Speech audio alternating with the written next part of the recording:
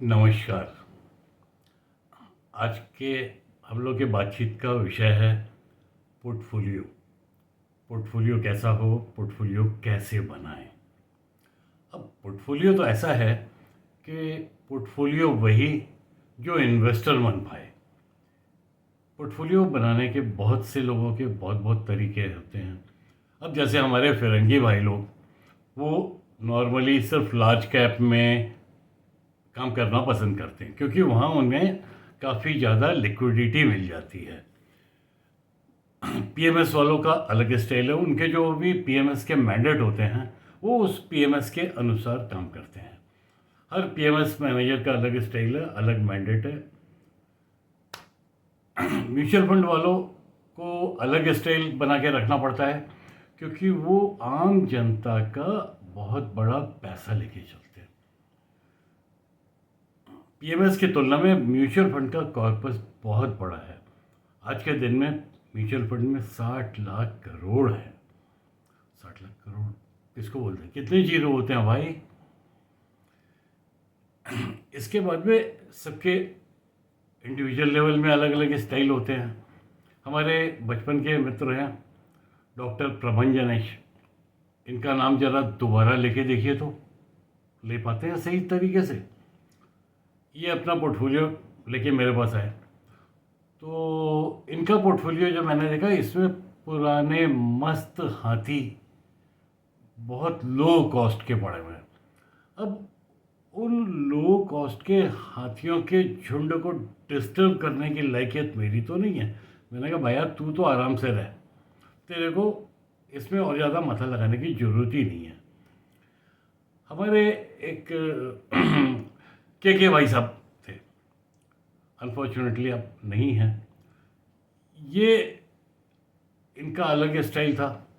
38 साल की उम्र में ये जब रिटायर हुए, आज से 50 साल पहले, तो उनको 38,000 रुपये मिले कंपनी से बतौर रिटायरमेंट बेनिफिट। उन्होंने उस सारे पैसे का आईटीसी खरीद लिया जो उनके यहाँ, जिसके अंडे बच्चे वगैरह वगैरह आज भी उनके परिवार में हैं। वो 2008 में, 2001 में बहुत बड़े बायर होते थे जब बाजार एक्सट्रीम मंदी में होता था। इसके पहले और इसके बाद के पीरियड में वो सिर्फ बेचने का ही काम करते थे।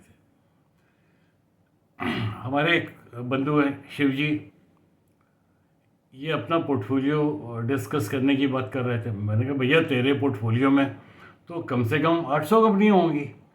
800 कंपनियों का तो नाम पढ़ने में पूरा दिन निकल जाएगा। ये भी एक स्टाइल है। एक रितेश है, ये भी एक जीनियस बच्चा है। इसने 30-40 रुपए में कोटक बैंक पकड़ा, 30-40 रुपए में गोकुलदास एक्सपोर्ट पकड़ा और सालों लेके बैठा। और यू कैनॉट इमेजिन कितना मल्टीप्लायर फैक्टर मिला उसको। अभी चेन्नई में एक राठी जी मिले, ये किसी शेयर के लिए बोल रहे थे मैंने तो ट्रक लोड लिया हुआ है। ये उनका स्टाइल था। हमारे क्लासमेट हैं कन्हैया भाई, ये हमेशा सिर्फ आईपीओ में खरीदते हैं, बाजार से कभी नहीं खरीदते, बाजार में कभी नहीं बेचते। और हम लोगों के पहले पुराने पड़ोसी रजगढ़िया अंकल वगैरह, वो सब भी यही काम करते थे, सिर्फ आईपीओ में लगाते थे। वो ज़माना अच्छा था, अलॉटमेंट अच्छे होते थे और वो धन बरसाता था लंबे पीरियड के बाद में।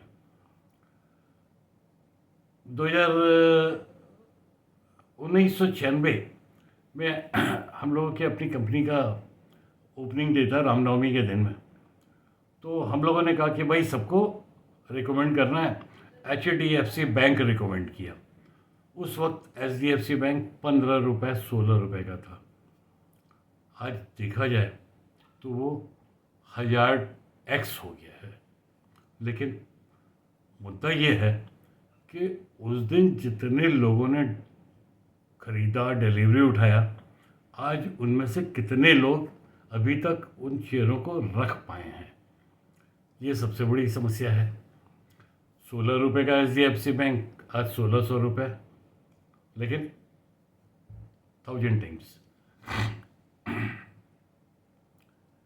मेरा स्टाइल ये है कि मैं प्रकृति की तरफ चलता हूँ।